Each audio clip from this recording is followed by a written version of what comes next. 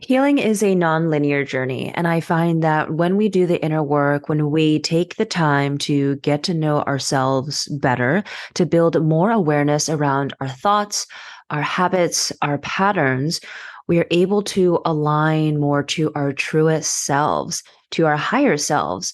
And with that alignment comes more clarity.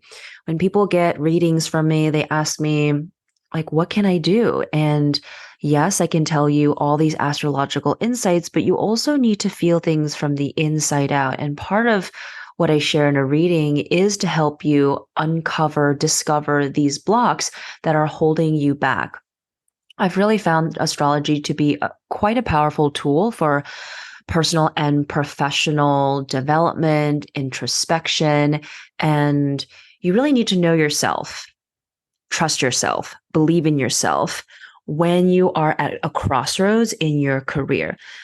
Really, I think the only time that you will be in analysis paralysis is when you haven't reconnected to what you truly want.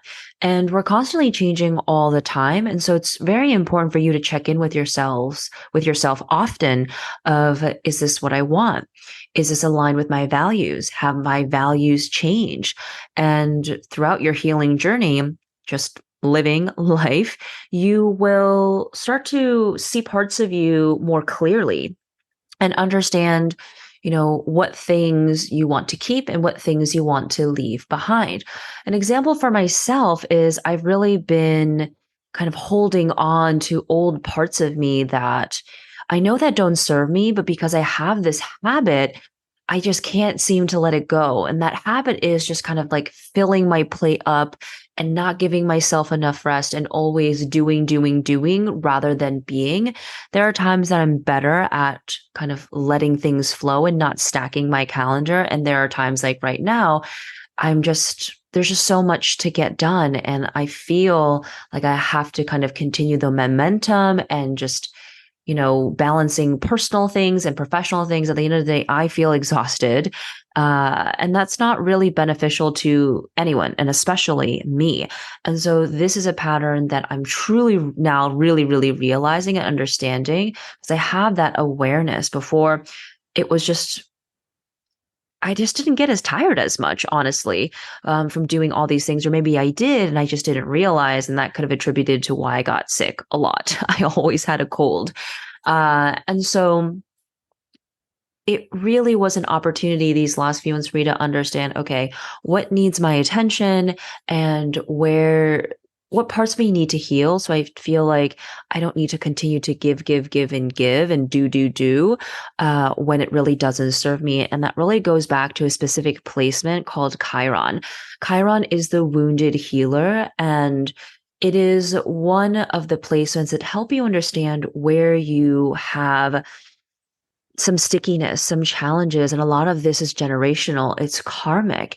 And in celebration of AAPI Mental Health Month, May, I know it's the last like day or two, and this is something that I've been wanting to share more. I have been sharing more in terms of in workshops, but I haven't been able to share as much on social media and newsletters and podcasts. So I'm happy that I'm able to sneak this in at the end of the month. But Chiron is one of those placements where you're able to deeply see yourself of a part of you that always feels wounded, like, oh, this always happens to me. And my Chiron is in Cancer. So I oftentimes feel like left out, that I don't really belong. It's hard for me to find one group that I belong in. It deals with a sense of home within yourself, dealing with your emotional landscape, your emotional world, and finding more opportunities to flow and tap into the divine feminine and trust in your intuition. And these are things that don't come easily to me. And kind of when you extrapolate this out into other things, real life examples, it is one of the reasons why I feel like I need to do a lot. Um, Being a people pleaser, kind of almost like no one's making me do anything. I just feel like a sense of obligation in order to keep up with X, Y, and Z. I have to do this. And it's not that I don't want to do these things. I just have a hard time balancing of like resting, taking time for myself, and juggling all the other things in my life. So I invite you to look at your Chiron placement and to see if it resonates with you. I mention it in the free career astrology report that you can get on yoursaturn.com. If you already gotten your report, you can log into your account. And it is, I believe, in the third paragraph. It's kind of like, this is something that I face in my life. This is a challenge that I face, a difficulty, something I struggle with. And then if you get the paid report, there is a lot more information, like about a page or so of information that talks about your Chiron, how it affects you, and how it can show up in your career. So I do believe it's an important placement when it comes to healing generational trauma, things that we have brought into this life and baggage. And so look at your Chiron. I'd also recommend looking at your South Node and Saturn placement to get an understanding of things that kind of feel heavy and kind of almost pervasive in your life, but really things that have just been carried into your current life. Not perhaps things that you have experienced, but kind of like you were born with this feeling, because these are some karmic patterns that you are meant to be breaking in this lifetime. I know that I've shared my story many times, but for those who don't know my story and kind of like how I got onto this journey of wellness, of astrology, career astrology, giving readings, I have this short excerpt from a workshop that I conducted a couple weeks ago that shares more about how I made this transition. So it'll be super helpful for those who are at that impasse, at that fork in the road, and wondering, what should I be doing? And what is the path forward? What is my purpose? What are my next career steps? Whether it's getting another job or starting your own business or both. I truly believe that we are moving into the multi-hyphenate period of time, or rather just reality of where we will be doing many things to call in multiple streams of income. So I hope you enjoy this quick story about my journey and where I've been, where I'm coming from, and how I got here.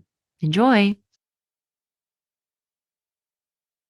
I'm going to share a little bit about my story and about my healing journey. So, I come from a corporate background. I worked at a PR company for many years, actually based out of Shanghai, China.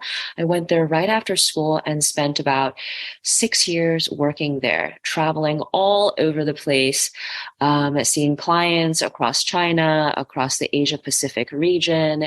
And really, I thought that, that was the career for me. What I'd realized was I was living someone else's life and someone else's definition of success.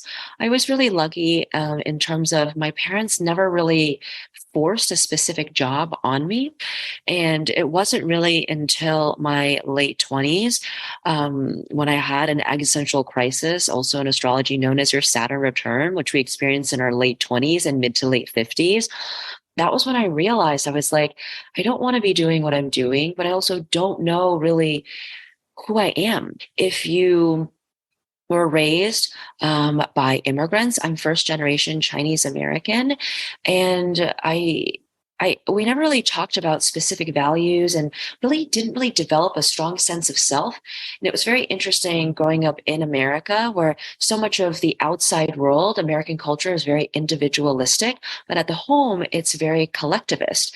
And so I feel like my identity was really part of my family. For myself, as a first generation Chinese American, my parents, my grandparents went through the Cultural Revolution in China, and that was a really tough thing. And so I know that it can be difficult for me to activate my voice, because during that time, sharing your beliefs, being different, having money was a bad thing. And I realized these past few years that sometimes I self-sabotage myself in making money and kind of getting stuck in a survival mode rather than a thrive mode, because I still am holding on to the trauma of my grandparents, of my parents, of having money and it being lost, and feeling so unstable and feeling so stressed because of the climate, of the culture, and of the society at the time. And I've really been working on releasing it and giving myself new stories and new patterns, new actions, new thoughts to kind of get out of that. I had this really big identity crisis that actually lasted for years. And what I began to realize was I was holding a lot back. And so I spent a lot of time understanding who I am and my values and what I desired in life. And what really helped me through that was meditation, yoga, spending a lot of time outside, spending a lot of time alone, and just trying to explore the areas of myself that I kind of ignored.